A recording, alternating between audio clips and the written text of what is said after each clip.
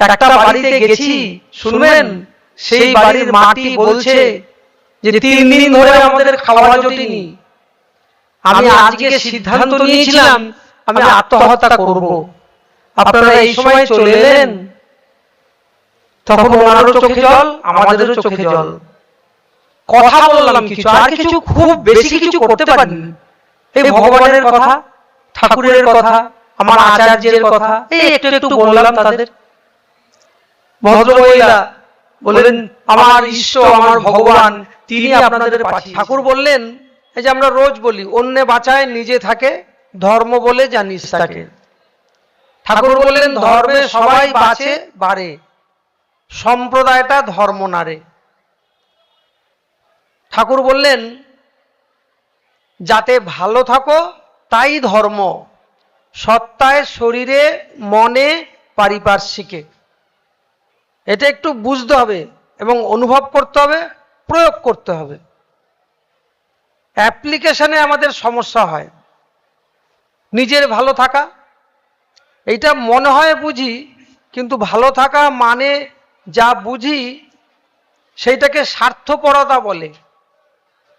মানে শুধু আমিই ভালো থাকবো, আর এর চেয়ে বেশি হলে আমার পরিবারে আমার পুত্র, কন্যা, স্ত্রী এরা ভালো থাকবে, এইটুকুর বাইরে আমরা বুঝতে চাই না। নাহলে ঠাকুরের এইসব কথা বলতে হতো না। আমরা আমাদের যে বাউন্ডারি, তার মধ্যে বাবা মাকেও রাখতে চাইছি না। যদি বাবা মাকে রাখতে চাইতাম, তাহলে আমাদের সমাজে বৃদ্ধাশ্রমের সংখ্যা এত বাড়তো না। বাবা মারা সন্তান পালন করার সময় তাদের প্রয়োজন আছে। সন্তান যখন বড় হয়ে গেল, তখন ঘরে বাবা মার থাকার জায়গা নেই। তাদের জায়গার জন্য ওয়েল ডেকোরেটেড বৃদ্ধাশ্রম আছে। মানে আমাদের যে জগৎটা, এই জগৎটা এইটুকু খুব ছোট করে ফেলছি। এইভাবে যদি এগোই অথবা পেছন দিকে এগোই, দেখা যাবে আমার জগতে শুধু আমি একা পড়ে আছি, আর কেউ নেই। আর ঠাকুরের দিব্য জীবন, আলোকময় জীবন যদি দেখি, অথবা শ্রী শ্রী বরদা, শ্রী শ্রী আচার্যদেব, শ্রী শ্রী দাদা, দেখবো তাদের জীবনটা অনেক বড়, অনেকটা বড়। কিরকম? ঠাকুরের কাছে একজন প্রখ্যাত সংবাদপত্রের সম্পাদক এসেছিলেন। তখন সবে দেশ ভাগ হয়েছে, বহু মানুষ উদ্বাস্তু, তাদের খাওয়া পড়ার জায়গা নেই, রুজি রোজগার নাই। এইরকম বহু মানুষ এসে ঠাকুরের কাছে আশ্রয় নিলেন। তার কোনো ব্যবসা বাণিজ্য ছিল না।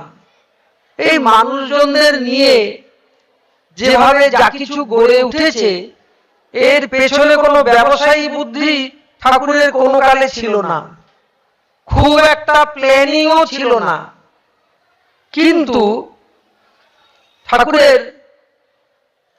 ঠাকুরের যে অন্তর, মানে হৃদয়, ঠাকুরের যে আত্মা, এটা ছিল অত্যন্ত বেশি রকমের এক্সপ্যান্ডেড এবং কোথাও কোথাও অনন্ত বিস্তৃত। মানে এর কোনো সীমা পরিসীমা নাই, অসীম। এই যে বলা হলো অসীম, তিনি সসীম হয়ে অনন্ত বিস্তৃত তার সত্তা। আমরা তেমনটা হয়ে উঠতে চাইনি বলে হয়ে উঠতে পারিনি, চাইলে পারতাম। তাহলে সেই সাংবাদিক ঠাকুরকে প্রশ্ন করেছিলেন, এই যে এত মানুষ আপনার এখানে আশ্রয় নিয়েছে, এদের আপনি খাওয়া পড়া, ডাক্তার, কবিরাজ, শিক্ষা এসব কিছু করে চলেছেন, কই এগুলো তো আপনি প্রচার করেন না, কোনো সংবাদপত্রে কোনো বিজ্ঞাপন নেই। ঠাকুর উত্তর করলেন, আপনিও তো আপনার বাবা মা, সন্তান, স্ত্রী এদের জন্য কত কিছু করেন সারা বছর ধরে, সারা জীবন ধরে, কই সেগুলো তো আপনি আপনার পত্রিকায় ছাপেন না। বললেন, ঠাকুর এটা আপনি কি বললেন? ওরা তো আমার নিজের লোক, ওরা তো আমার ঘরের লোক। ঠাকুর বললেন, আমারও ওই একটা জায়গায় সমস্যা। এরা যারা আছে এরা আমার বাইরের লোক না। আমি কাউকে দয়া টয়া করি না, কিচ্ছু করি না। তাহলে ওরা আমার ঘরের লোক, নিজের লোক। ওরা যদি ভালো না থাকে তাহলে আমি ভালো থাকতে পারি না। এই কথাগুলি আমরা বুঝি না আর কি। এক্সপ্যান্ডেড একটা এক্সিস্টেন্স না থাকলে, এই কথাগুলি একটা অনুভূতি না থাকলে বোঝা যায় না। ঠাকুর একদম প্রথম জীবনে ঘোড়ার গাড়িতে করে যাচ্ছেন এবং ঘোড়ার গাড়ি যিনি চালাচ্ছেন তিনি ঘোড়াকে চাবুক মারছেন, আর ঠাকুর আর্তনাদ করে উঠছেন। আমাদেরও কষ্ট হয় যদি আমার সামনে কোনো প্রাণীকে প্রহার করা হয়, আমার দেখেছি, আমার খুব কষ্ট হয়। ঠাকুরেরও খুব কষ্ট হয়েছিল, আর্তনাদ করে উঠেছিলেন। একসময় গাড়ি থেকে লাফিয়ে নিচে নামলেন। নামার পরে দেখা গেল তার পিঠে চাবুকের দাগ পড়ে গেছে। এইটা কিছু খটকা লাগলো, এইটা তো মিলল না। আমাদের বোধ, বুদ্ধি, জ্ঞান এইটা তো মেলে না। যেটা মেলে না সেটাকে আমরা অলৌকিক বলে চালিয়ে দিই, মিরাকেল। ঠাকুর আবার মিরাকেলে বিশ্বাস করেন না। অলৌকিক বলে কিছু হয় না জগতে। ঠাকুরের দরবারে করা, হওয়া, পাওয়া এইসবের গল্প আছে, কাহিনী আছে, মিরাকেল তো কিছু হয় না। ঠাকুরকে প্রশ্ন করা হলো, আপনার পিঠের দাগ কিসের? প্রথমে উত্তর দিতে চাননি, পরে বললেন যে ওই ঘোড়াটাকে চাবুক মারছিলি তো, তার জন্য হতে পারে। এই তো আবার সেই মিরাকেলের দিকেই ছুটলাম। ঠাকুরকে প্রশ্ন করা হলো, ঠাকুর এটা কি করে হয়? এটা এরকম তো হয় না আমাদের। আমার সামনে আমার সন্তানকে কেউ মারলেও আমার পিঠে তো দাগ পড়ে না। ঠাকুর বললেন তখন, চরম একাত্ম বোধ থেকে, আইডিয়াল ফিলিংস, চরম একাত্ম বোধ থেকে এটা হতে পারে। ঘোড়াকে যখন মারলো, আমার অনুভূতি, আমার সত্তা ঘোড়ার অনুভূতি সত্তার সাথে মিশে গেল, তাই ফিজিক্যালি আমি ওর ব্যথাটাকে অনুভব করলাম। শুধু মন দিয়ে অনুভব করেছি তা নয়, ফিজিক্যালি অনুভব করলাম। এক্সপ্লেন ঠাকুর করলেন, বুঝলাম না।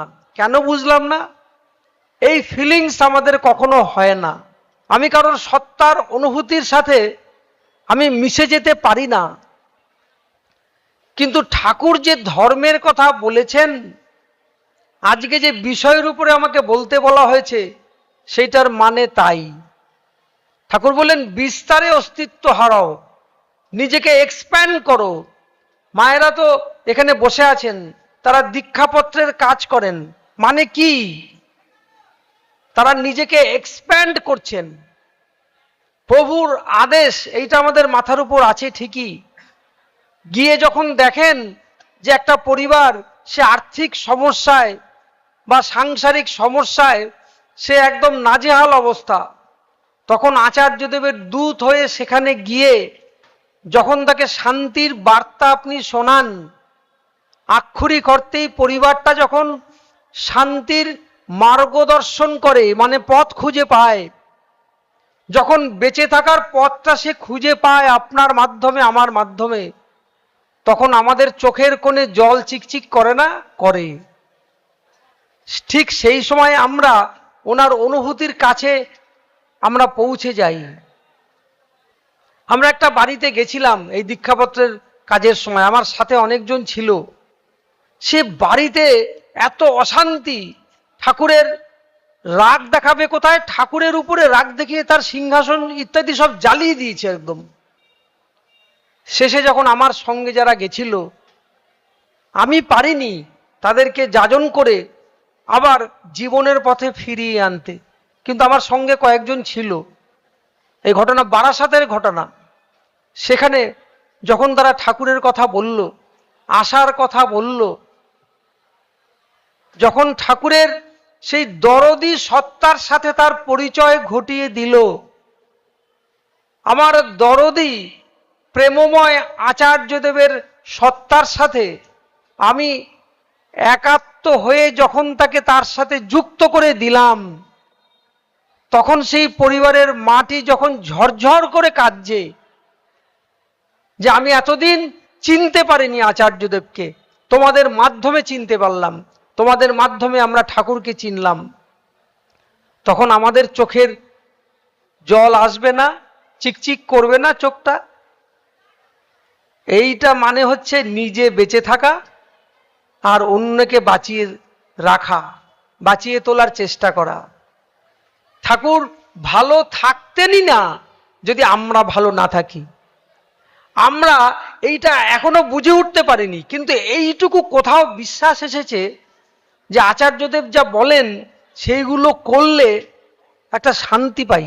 এইটুকু বলি আমরা। আমরা বিকেলবেলা হলে আমরা পরনিন্দা পরচর্চার গল্প করতাম, কার ঘরের কি অশান্তি, কার ছেলে বৌমা দিনরাত ঝগড়া করে, এইসব গল্প করতাম। কই এখন তো বিকেলবেলা আমরা সেই ঝগড়া করি না, সেই সব গল্প করি না। আমরা তো বিকেলবেলা হলে এখন ঠাকুরের কথা বলতে বেরিয়ে পড়ি, দল বেঁধে, তাও আবার দল বেঁধে, মায়েরা সব দল বেঁধে, দাদারা দল বেঁধে। তাহলে এইটা কি? এটা হচ্ছে নিজে বেঁচে থাকা এবং অন্যকে বাঁচিয়ে রাখা। পরম প্রেমময় পরম পূজ্যপাদ শ্রী শ্রী আচার্যদেবের কাছে একটি মা গেছেন, অসম্ভব অসুস্থ তিনি, মানে তার অশান্তি, মানে তার মনে অশান্তি, দেহে অশান্তি, রোগে জর্জরিত। এবার সাধারণত আমরা এই ঠাকুর, দেবতা, গুরু ইত্যাদির কাছে, তাদের কাছে মিরাকেল খুঁজি, যে তিনি একটা দেবেন কিছু, সেটা ধারণ করব আর আমার সব মুক্তি পেয়ে যাব। তা তাকে আচার্যদেব সেই জাতীয় কিছু না দিয়ে বললেন, আমি যা বলবো তা পালন করতে পারবে তুমি? বলছেন হ্যাঁ পারবো। বলে পালন করলে পুরোপুরি সুস্থ হয়ে যাবে। বলে কি?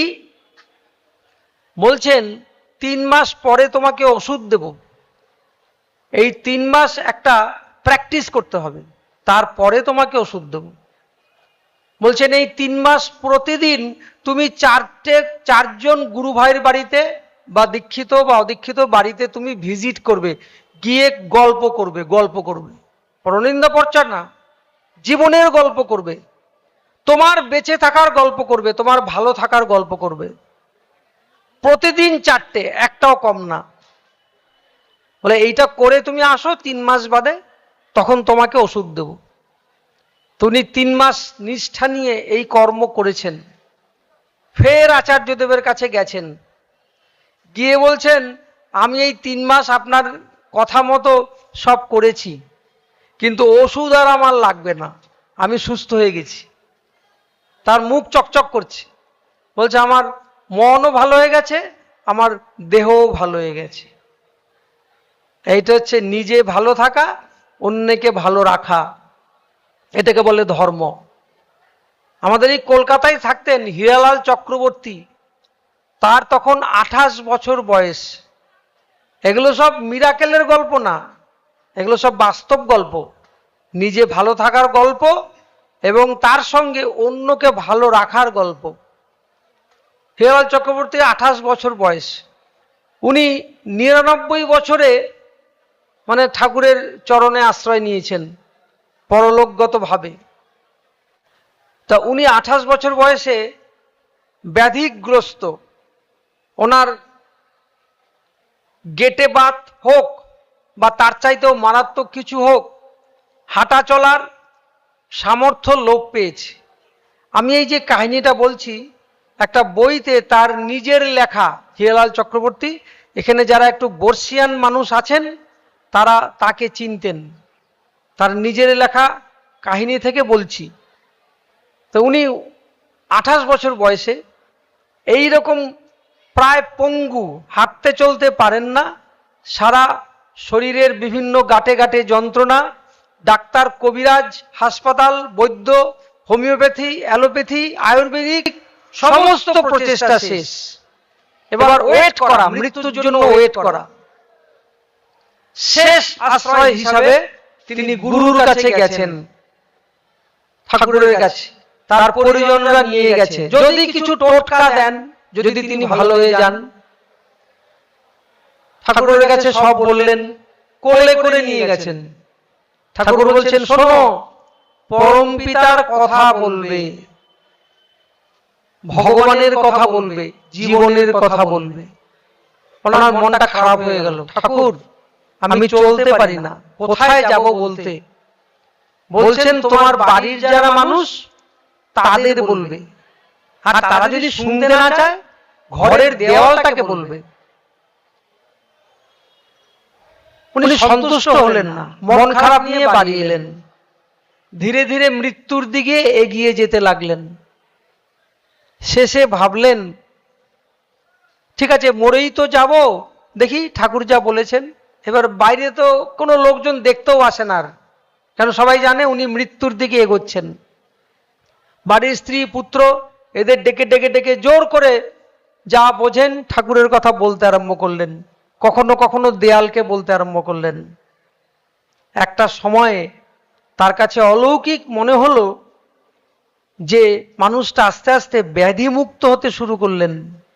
শারীরিক ব্যাধি আর মনের যে অবসাদ, এর থেকে উনি মুক্তি পেতে আরম্ভ করলেন। শেষে একদম সুস্থ হয়ে গেলেন। গিয়ে বলছেন, আমি এই ঠাকুরের কথা বলার কাজ সারা জীবনে ছাড়ব না। ওনার যখন 99 বছর বয়স, উনি রোগ ও শয্যায়, আমি ওনার কাছে গেছি ওনাকে দেখতে। উনি আমাকে অনেকক্ষণ ঠাকুরের কথা বললেন, কথাগুলি ভালো বুঝলাম না, বলতে পারছেন না, কথা জড়িয়ে যাচ্ছে। বলছেন, আমার শেষ দিন পর্যন্ত, মুহূর্ত পর্যন্ত আমি প্রিয় পরমের কথা বলে যাব আর কি। এইটা হচ্ছে অন্যকে বাঁচিয়ে রাখা। বলে, কোথায় বাঁচিয়ে রাখা হলো? ঠাকুর বলছেন, যাজনে চতুর্বিধ কল্যাণ হয়। শোনেন আপনারা, কি কি কল্যাণ হয়? নিজের কল্যাণ হয়, মানে নিজে ভালো থাকা যায়। ঠাকুর এক জায়গায় বলছেন, যাজন হচ্ছে আমাদের হেলথ টনিক, শুধু মেন্টাল বা ভোকাল টনিক নয়। 4 রকমের কল্যাণ হয়। নিজের কল্যাণ হয়, যাদের কাছে ভগবানের কথা বলছি, আমার প্রিয় পরমের কথা বলছি, তাদের কল্যাণ হয়। আর বললেন, যে স্থানে তার কথা হয় সেই স্থানটি তীর্থে রূপান্তরিত হয়, তীর্থ। আর বললেন, সবচেয়ে বড় কথা, ঈশ্বর তুষ্ট হন, ভগবান তিনি খুশি হন। এই 4 রকমের কল্যাণ হয়। সমাজে প্রচুর কথা হয়, মিটিং বা মিছিল বা চায়ের দোকান বা সেখানে প্রচুর কথা হয়, কিন্তু জীবনের কথা, ধর্মের কথা কম হয়। একটা কথা বলি আপনাদের, আপনারা গুগল সার্চ করলে পাবেন, আফ্রিকার একটা জঙ্গল আছে, সেইখানে যারা থাকে অধিবাসী, তাদের বিশ্বাস যে জীবন্ত গাছকে কখনো কেটে ফেলা উচিত না, ওটাতে পাপ হয়, ওটা করা যাবে না। গাছ মরে গেলে তখন তাকে কাটতে হবে। অথচ একটা গাছ সে বেঁচে আছে এবং তাকে কাটতেও হবে, না হলে কোনো একটা অসুবিধা হচ্ছে, কোনো একটা কনস্ট্রাকশন বা কোনো একটা কাজে বিশেষ অসুবিধা হচ্ছে। তাহলে এবার কি করবে তারা? তারা তখন লাগাতার রোজ অনেকটা সময় নিয়ে ওই গাছটার সামনে এসে গালিগালাজ করে, মানে মন্দ কথা বলে, গালি দেয়। যে গালি শুনলে মানুষ কষ্ট পায়, খুব কষ্ট পায়, সেই রকম গালিগালাজ তারা করে গাছটার সামনে এসে। গুগল সার্চ করলে পেয়ে যাবেন। এইরকম করতে করতে বেশি দিন লাগে না, মাসখানেকের মধ্যে গাছটা মরে যায়। তারপরে গাছটা কাটে। এটা যদি সত্য হয়, আর উল্টো আরেকটা ঘটনা বলছি। আমাদের শ্রী শ্রী আচার্যদেব যেখানে বসেন তার সামনে একটা গাছ আছে, খুব সম্ভবত শিমুল গাছ না কি গাছ, এরকম এইরকম গাছ একটা আছে, এখনো গাছটা আছে, বিশাল এরকম নিয়ে, নামটা আমি ভুল বলতে পারি গাছটা। তো সেই গাছটা মরে গেছিল। উল্টো কাহিনী শোনেন কি হয়। সেই গাছটা মরে গেছিল। পাতা টাতা কিছু নাই, তাহলে এখন আর কাটতে অসুবিধা নেই। তখন সবাই আশ্রমের সিদ্ধান্ত নিল গাছটাকে কেটে ফেলা হবে। এইবার শ্রী শ্রী বরদা, ভক্ত আর ভগবানে একসময় পার্থক্য থাকে না। মহাপ্রভু বলছেন রাঘব পণ্ডিতকে, শোনো ভাই রাঘব, গোপ্য কথা কই, আমার দ্বিতীয় নাই নিত্যানন্দ বই। বলে রাঘব শোনো, আমার কোনো দ্বিতীয় নাই, আমার কোনো কপি নাই, একজন ছাড়া, নিত্যানন্দ। ভক্ত আর ভগবানে পার্থক্য নাই। শ্রী শ্রী বরদা সত্তা অনুভূতি আর ঠাকুরের অনুভূতির সাথে পার্থক্য নাই। শ্রী শ্রী দাদার অনুভূতি তার সত্তা সাথে ঠাকুরের অনুভূতির কোনো পার্থক্য নাই। শ্রী শ্রী আচার্যদেবের অনুভূতি আর ঠাকুরের অনুভূতির সাথে কোনো পার্থক্য নাই। তাই শ্রী শ্রী বরদা সে তো ঠাকুরকেই নিয়ে চলেছেন, বলছেন গাছটাকে কাটিস না, উল্টো কাহিনী, আমি একটু দেখি। রোজ প্রার্থনায় যেতেন আসছেন, ওই গাছটার গায়ে কৃষ্ণচূড়া গাছ মনে পড়েছে এবার, গাছটার গায়ে এরকম হাত বোলাতেন সময় দিয়ে, আদর করতেন, যেমন আমরা বাড়ির পশুকে আদর করি উনি এরকম আদর করতেন। একসময় গাছটা থেকে পাতা বেরোলো, ফুল বেরোলো। সবাই জিজ্ঞাসা করলেন কি করতেন আপনি গাছটার এরকম আদর করে? বলছেন যে আমি বলতাম অভিমান করে চলে যাচ্ছ, তোমার কেউ নেই ভাবছো, আমি আছি তোমার জন্য, আমি তোমার যত্ন করবো, আমি তোমাকে আদর করব, আমি তোমাকে জল দেবো, যা যা লাগবে সব দেবো, চলে যেও না অভিমানে। গাছের সাথে কথা বলতেন। বলে রোজ এই কথাগুলি বলতাম, ও আবার বেঁচে উঠলো। এইটাকে বলে ধর্ম। ওইটা হচ্ছে উল্টো, এটা হচ্ছে আরেক দিকের কাহিনী। আচার্যদেব আমাদের দিয়ে এই গল্প করাচ্ছেন। রোজ আমরা এখন ঠাকুরের কথা বলি, রোজ বেঁচে থাকার কথা বলি। একটা বাড়িতে আমরা দীক্ষাপত্রের কাজে গেছি, একটা বাড়িতে গেছি, শুনবেন সেই বাড়ির মাটি বলছে যে 3 দিন ধরে আমাদের খাওয়া জোটেনি, আমি আজকে সিদ্ধান্ত নিয়েছিলাম আমি আত্মহত্যা করব। আপনারা এই সময় চলে এলেন, তখন ওনারও চোখে জল, আমাদেরও চোখে জল। কথা বললাম কিছু, আর কিছু খুব বেশি কিছু করতে পারিনি। এই ভগবানের কথা, ঠাকুরের কথা, আমার আচার্যের কথা, এই একটু একটু বললাম তাদের। ভদ্রমহিলা বললেন আমার ঈশ্বর, আমার ভগবান, তিনি আপনাদের পাঠিয়েছেন, আমার আর সুইসাইড করা হলো না। এই হচ্ছে ঠাকুরের গল্প। যদি ভালো থাকতে চাই তাহলে ঠাকুরের যে অনুভূতি, শ্রী শ্রী বরদার যে অনুভূতি, শ্রী শ্রী দাদার যে অনুভূতি, শ্রী শ্রী আচার্যদেবের যে অনুভূতি, তার সাথে নিজেকে কানেক্ট করতে হবে। তিনি যা বলেন তাই করার মধ্য দিয়ে এই কানেক্টেড হই আমরা।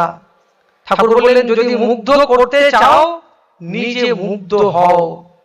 একদম পাগল হয়ে যেতে লাগবে ঠাকুরের রূপে, ঠাকুরের কথায়, ঠাকুরের কর্মে। তখন নিজেও ভালো থাকা যায়, অন্যকেও ভালো রাখা যায়। এইটাই ধর্ম, দল টল ধর্ম না। পরম প্রেমময় শ্রী শ্রী ঠাকুর এই দর্শন আমাদের শুধু বললেন না, তিনি অ্যাপ্লাই করে দেখালেন। পরমদয়াল শ্রীপাদ পদ্মে আপনাদের সকলের সার্বিক কল্যাণের জন্য প্রার্থনা জানাই। আপনারা ভালো থাকেন। জয় গুরু, বন্দে পুরুষোত্তম।